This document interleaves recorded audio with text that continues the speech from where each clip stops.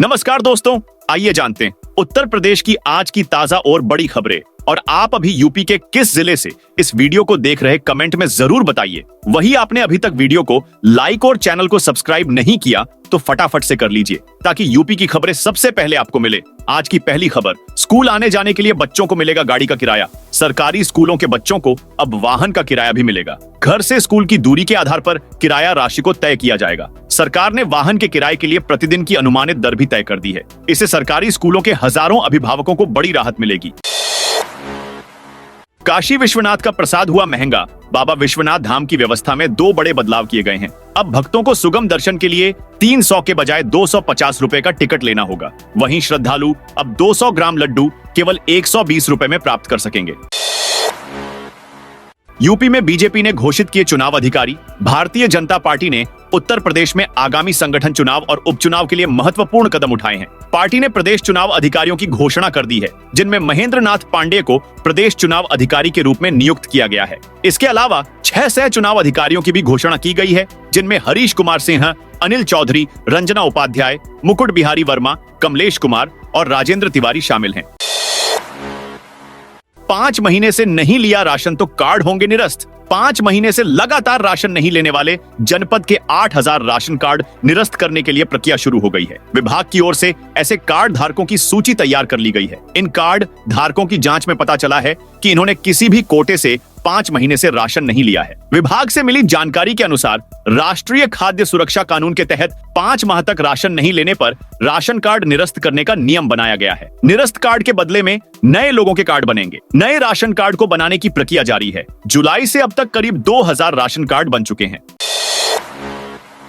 अब स्कूलों में बच्चों को मिलेगा तिल का लड्डू। उत्तर प्रदेश सरकार ने एक ऐसा फैसला लिया है जो बच्चों की सेहत और किसानों की आमदनी दोनों के लिए वरदान साबित हो सकता है। मुख्यमंत्री योगी आदित्यनाथ के नेतृत्व में प्रदेश के 1,57,000 परिषदीय प्राथमिक और उच्च प्राथमिक विद्यालयों में पढ़ने वाले लगभग 1,48,00,000 बच्चों के लिए हर गुरुवार को मध्याह्न भोजन में बदलाव किया जाएगा। अब हर गुरुवार को बच्चों को बाजरे या रामदाने का लड्डू दिया जाएगा। इसके अलावा गुड़ और तिल, भुना चना, मूंगफली की चिक्की और गजक जैसे पौष्टिक विकल्प भी शामिल होंगे। योगी सरकार का दिवाली से पहले किसानों को बड़ा तोहफा। योगी सरकार ने दिवाली से पहले किसानों के लिए राहत का पिटारा खोल दिया है। प्रदेश के सभी जिलों में उद्यान विभाग के माध्यम से किसानों को सस्ते रेट पर आलू का बीज उपलब्ध कराया जाएगा। इसके लिए निदेशालय ने सभी जिलों के लिए पत्र जारी कर दिया है। किसानों को उच्च कोटि आलू बीज 500 रुपये प्रति क्विंटल सस्ता मिलेगा। यूपी उपचुनाव से पहले भाजपा को बड़ी कामयाबी। यूपी में 9 सीटों पर होने वाले विधानसभा उपचुनाव से ठीक पहले भाजपा को बड़ी कामयाबी मिली है। सहकारी गन्ना विकास समिति और सहकारी चीनी मिल संघ के चुनाव में भाजपा ने प्रदेश में परचम लहराया है। इस कामयाबी पर प्रदेश भाजपा अध्यक्ष भूपेंद्र सिंह चौधरी ने कहा कि मोदी और योगी सरकार की नीतियों पर प्रदेश के किसानों ने जीत की मुहर लगाई है। चौधरी ने कहा कि प्रदेश में 9 साल बाद हुए चुनाव में पहली बार बड़ी संख्या में भाजपा के उम्मीदवार जीते हैं। बहराइच में अलर्ट आरोपियों पर लगेगा NSA। हिंसा के बाद अवैध अतिक्रमण पर कार्रवाई की संभावना जताई जा रही है। अवैध रूप से बने 23 घरों पर लाल निशान लगा दिए गए हैं, जिन्हें खाली कराया जा रहा है। उम्मीद की जा रही है कि सोमवार तक ये घर खाली हो जाएंगे। घरों को खाली करने के बाद बुलडोजर से इन्हें ढाने की तैयारी की जा रही है। सीमा हैदर के बाद एक और पाकिस्तानी दुल्हनिया की यूपी में एंट्री। यूपी के जौनपुर में बीजेपी नेता के बेटे की शादी पाकिस्तान के लाहौर शहर में तय हुई थी। वीजा न मिलने के कारण दोनों की शादी ऑनलाइन करानी पड़ी। इस ऑनलाइन शादी में करोड़ों लोग जुड़े। शादी के बाद दुल्हन को पाकिस्तान से वीजा मिलने का इंतजार है। सपा नेता माता प्रसाद पांडेय को बहराइच जाने से रोका। समाजवादी पार्टी के नेता माता प्रसाद पांडेय शनिवार को बहराइच जाकर पीड़ित परिवार से मिलने वाले थे, लेकिन सुरक्षा कारणों से उन्हें प्रशासन ने रोक दिया। माता प्रसाद पांडेय को बहराइच में प्रवेश करने से रोक दिया गया, जिससे राजनीतिक माहौल गर्मा गया। बता दें कि बहराइच हिंसा के बाद प्रशासन शांति व्यवस्था कायम करने को लेकर सख्त है। हिंसा में मारे गए राम गोपाल मिश्रा के आरोपी गिरफ्तार कर लिए गए हैं। कई अन्य संदिग्धों के घरों पर अब बुलडोजर चलाने की योजना बनाई गई है। जिला प्रशासन ने कुछ लोगों को नोटिस भी जारी किया है। सीएम योगी बीजेपी के सक्रिय सदस्य बने। सीएम योगी आदित्यनाथ शनिवार को भारतीय जनता पार्टी सक्रिय सदस्य बने। पार्टी के प्रदेश अध्यक्ष भूपेंद्र चौधरी की मौजूदगी में उन्होंने यह प्रक्रिया पूरी की। इसके साथ ही आज से भाजपा की सक्रिय सदस्यता का अभियान शुरू हो गया। प्रदेश अध्यक्ष भूपेंद्र चौधरी ने इसकी जानकारी दी। नोएडा से प्रयागराज तक मौसम में आया बदलाव। उत्तर प्रदेश में प्रदूषण का स्तर भी तेजी से बढ़ रहा है। खास तौर पर पश्चिमी यूपी में प्रदूषण ने पौ पसारने शुरू कर दिए हैं। शनिवार की सुबह एयर क्वालिटी इंडेक्स AQI 234 के लेवल पर पहुंच गया, जबकि गोरखपुर में प्रदूषण का स्तर 200 से ऊपर जा चुका है। पश्चिमी यूपी के शहरों जैसे नोएडा, गजरौला, खुर्जा, गाजियाबाद और मुरादाबाद जैसे शहरों में प्रदूषण की स्थिति काफी खराब है। अखाड़ों के स्नान को अब शाही नहीं कहा जाएगा। राजसी महाकुंभ 2025 में अखाड़ों के प्रवेश और स्नान पर भले ही अभी अखाड़ा परिषद तथा प्रदेश सरकार ने निर्णय न लिया हो, लेकिन सरकारी दफ्तरों में इन शब्दों को बदल दिया गया है। शाही की जगह पर अब राजसी शब्द का इस्तेमाल किया जा रहा है। इससे अब यह तय हो गया है कि आने वाले महाकुंभ के दौरान अखाड़ों के स्नान को शाही स्नान से बदलकर राजसी स्नान कहा जाएगा। हाउस टैक्स में मिल रही छूट, जनता ज्यादा से ज्यादा ले लाभ। नगर निगम ने चालू वित्त वर्ष में अक्टूबर तक चल रही 10% की छूट का लाभ आमजन को अधिक से अधिक मिले, इसके लिए रविवार की छुट्टियां निरस्त कर दी हैं। नगर आयुक्त ने अक्टूबर के बचे हुए रविवार को मुख्य कार्यालय के साथ सभी जोनल कार्यालयों को खोलने के आदेश जारी किए हैं। साथ ही वार्डों में कैंप की संख्या बढ़ाकर वसूली तेज करने के निर्देश दिए हैं।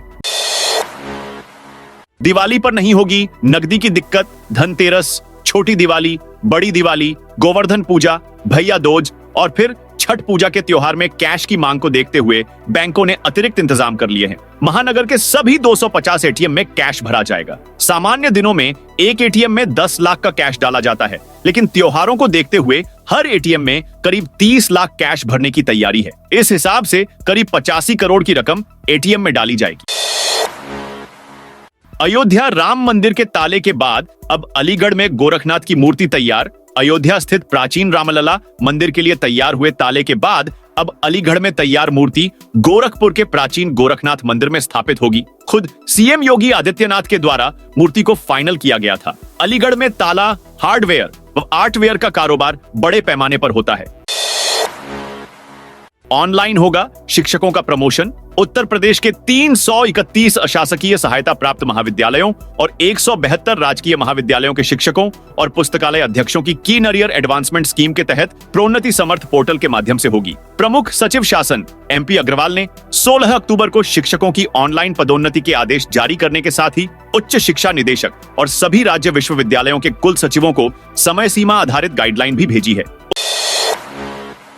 उत्तर प्रदेश की राजधानी लखनऊ के अनाथालय से 9 लड़कियों के गायब होने के बाद हड़कंप मच गया। इसकी जानकारी मिलते ही पुलिस एक्टिव मोड में आ गई और उन्होंने 2 लड़कियों को ढूंढ निकाला। अन्य 7 लड़कियों की तलाश अभी भी जारी है। संस्था संस्थापक पूर्णिमा प्रभाकर ने बताया कि अनाथालय से भागी लड़कियां पॉक्सो एक्ट की पीड़िता हैं और 3 महीने पहले ही लाई गई थीं। सभी अलग अलग जिलों की है। ये माता पिता के साथ नहीं रहना चाहती।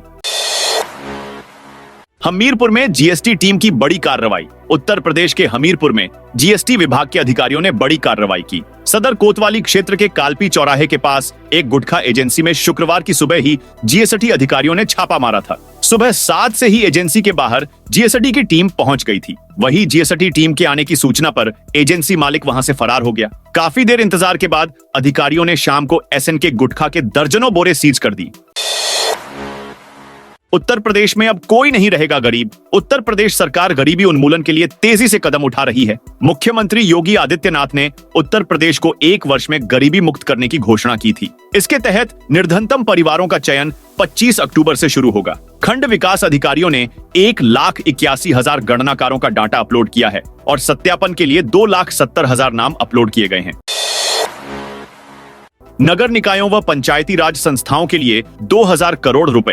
राज्य सरकार ने पंचम राज्य वित्त आयोग की संस्तुति के आधार पर नगर निकायों व पंचायती राज संस्थाओं के लिए 2,000 करोड़ रुपए की धनराशि स्वीकृत की है। नगर निकायों के लिए वित्तीय वर्ष 2024 से 25 माह अक्टूबर के लिए 1,200,000 करोड़ रुपए की स्वीकृति प्रदान की गई है। इसमें नगर निगमों के लिए 540 करोड़ रुपए, नगर पालिकाओं और नगर पालिका परिषदों के लिए 420 करोड़ रुपए तथा नगर पंचायतों के लिए 240 करोड़ रुपए स्वीकृत किए गए हैं।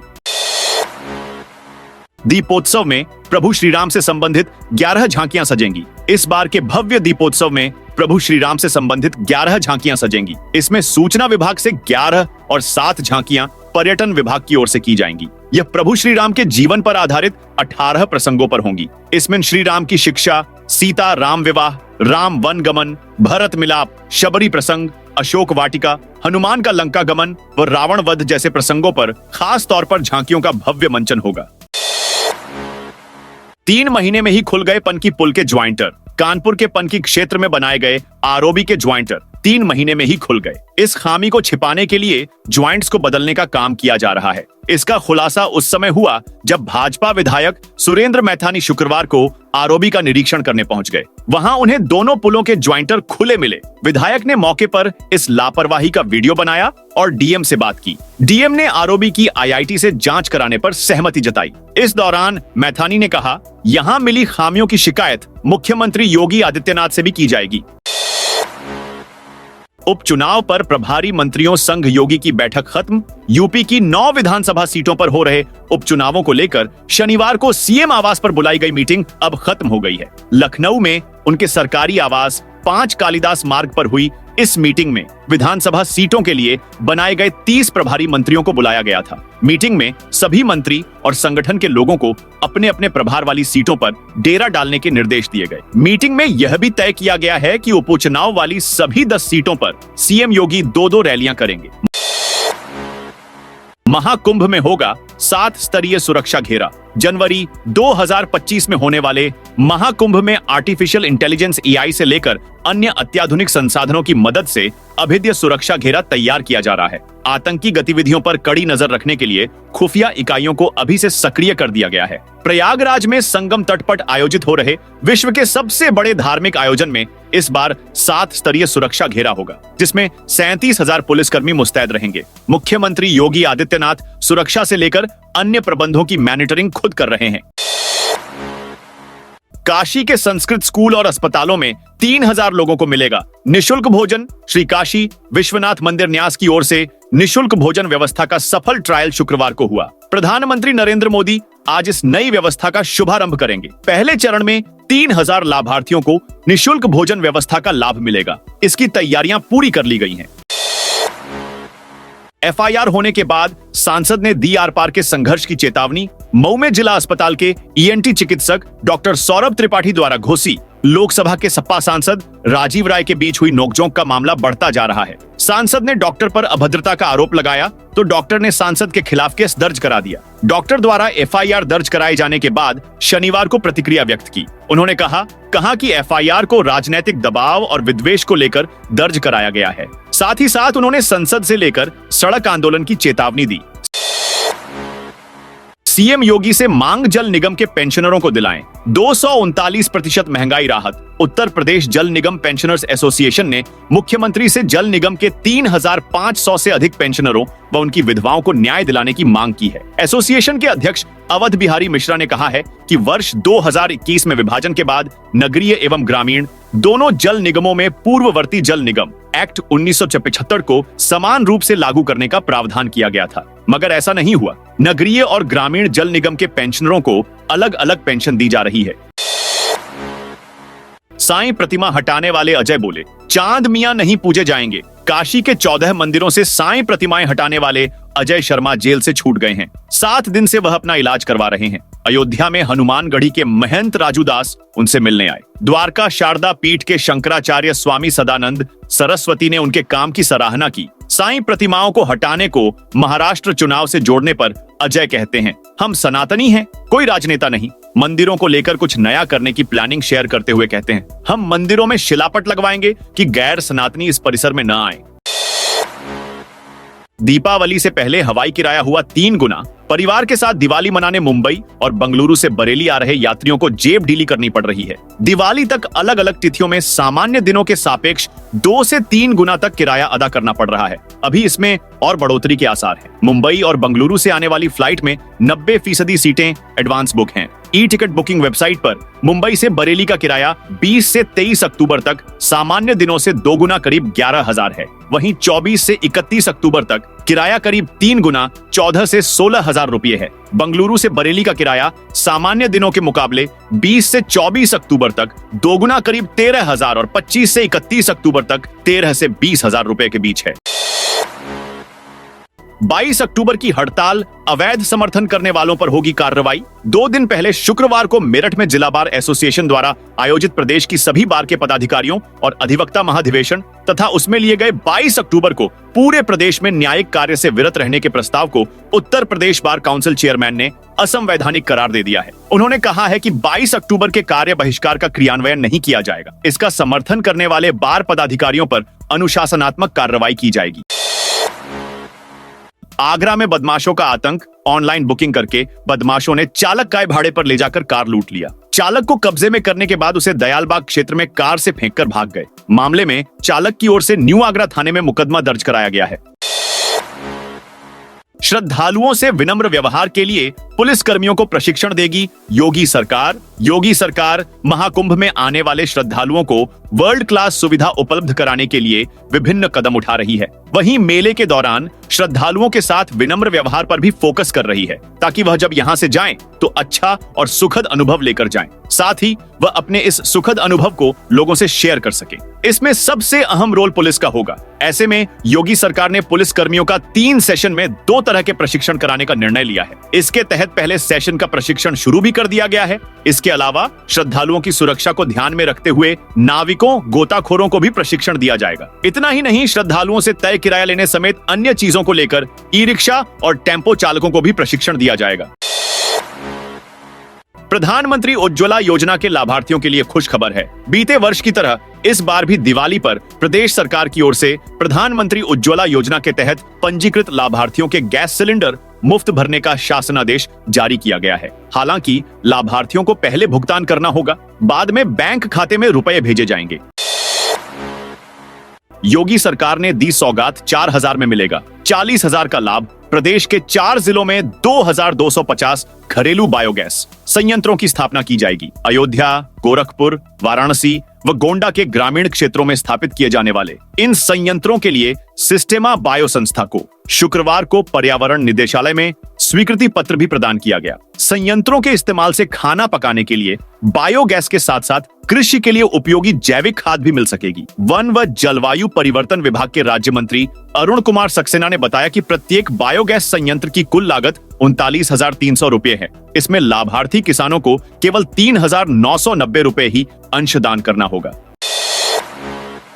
गंगा का हाल बहाल, हजारों मछलियों की मौत से मचा हाहाकार। हापुड़ के बहादुरगढ़ क्षेत्र के पुष्पावती पूठ गांव में बहने वाली गंगा में गंदे पानी के कारण बड़ी संख्या में मछलियां मर गई हैं, जिससे भारी दुर्गंध फैल गई है। काला पानी देखते ही कुछ श्रद्धालुओं ने गंगा में स्नान करना बंद कर दिया। श्रद्धालुओं व साधु संतों ने दूषित पानी गंगा में डालने वालों पर कार्रवाई की मांग की है। दिवाली से पहले देशी बम धमाकों से थर्राया कासगंज। उत्तर प्रदेश के कासगंज में शनिवार को देशी बम के धमाकों से क्षेत्र थर्रा गया। एक चिंगारी ने क्षेत्र में दहशत फैला दी। धमाकों से मौके पर भगदड़ मच गई। 8 लोग गंभीर रूप से घायल हो गए। इनमें से 4 की हालत नाजुक बताई जा रही है। उन्हें हायर सेंटर के लिए रेफर किया गया है। हादसे के बाद डीएम ऑफ एसपी ने भी अधीनस्थों के साथ घटनास्थल का निरीक्षण करके जानकारी ली। घटना पटियाली थाना के मोहल्ला सराय की है। यहाँ के निवासी मेहंदी हसन गांव नगला किशोरी में आतिशबाजी बनाने का काम करते हैं। शनिवार की शाम करीब 4:30 बजे पटाखों की दुकान के पीछे खाली जमीन पर मजदूर पटाखे बनाने का काम कर रहे थे। पीएम आवास के लिए मांगी 20,000 रुपए घूस। अंबेडकर नगर के अकबरपुर ब्लॉक में प्रधानमंत्री आवास के पात्र से पैसे मांगने और पैसे न देने पर पात्रता सूची से नाम काटने का मामला प्रकाश में आया है। मामले को लेकर पीड़ित की ओर से डीएम को लिखित शिकायत करते हुए कार्रवाई की मांग की गई है। डीएम को लिखित शिकायत में अकबरपुर ब्लॉक के मानिकपुर निवासी महेंद्र प्रसाद उपाध्याय ने बताया कि उसके पिता दिव्यांग हैं और उसके पास रहने के लिए कोई आवास नहीं है। पुराना मकान गिर गया है, रहने के लिए कोई जगह नहीं है। आरोप है कि ग्राम पंचायत अधिकारी बांकेलाल ने आवास दिलाने के बदले 20,000 रुपए घूस की मांग की थी। जब महेंद्र ने पैसे नहीं दिए तो उनका नाम पात्रता सूची से काट दिया गया। 130 किसानों में बांटी गई सरसों बीज किट। अंबेडकर नगर में किसानों की आय को दुगनी करने की दिशा में कृषि विभाग ने शनिवार को एक महत्वपूर्ण कदम उठाया। राजकीय कृषि बीज भंडार रामनगर में आयोजित कार्यक्रम के तहत 130 किसानों को पीओएस मशीन के माध्यम से सरसों बीज के मिनी किट का वितरण किया गया। गोरखपुर के किसानों को मिलेगा बड़ा सहारा। गोरखपुर के धुरियापार क्षेत्र में स्थापित कंप्रेस्ड बायोगैस प्लांट को फसल अवशेषों की निरंतर आपूर्ति के लिए एक नई पहल की जा रही है। कृषि विभाग की एग्रीगेटर योजना के अंतर्गत कृषक उत्पादक संगठनों को ट्रैक्टर और अन्य कृषि यंत्र अनुदान पर उपलब्ध कराए जाएंगे, जिससे किसानों को खेती में सुविधा और मदद मिलेगी। महाराष्ट्र में सपा ने 5 सीटों पर घोषित किए प्रत्याशी समाजवादी पार्टी के राष्ट्रीय अध्यक्ष अखिलेश यादव ने महाराष्ट्र में चुनावी हुंकार भरी और कहा कि हरियाणा के रिजल्ट के बाद इंडिया गठबंधन को महाराष्ट्र में महासावधान रहना होगा। अखिलेश यादव बीते 2 दिनों से महाराष्ट्र में हैं। उन्होंने अलग अलग जगहों पर जनसभाएं भी की हैं। यूपी के बाद अखिलेश ने कांग्रेस को महाराष्ट्र में भी झटका दिया है। सपा सुप्रीमो ने महाराष्ट्र में 5 प्रत्याशियों के नाम की घोषणा कर दी है। साथियों, ये थी उत्तर प्रदेश की दिन भर की ताजा और बड़ी खबरें।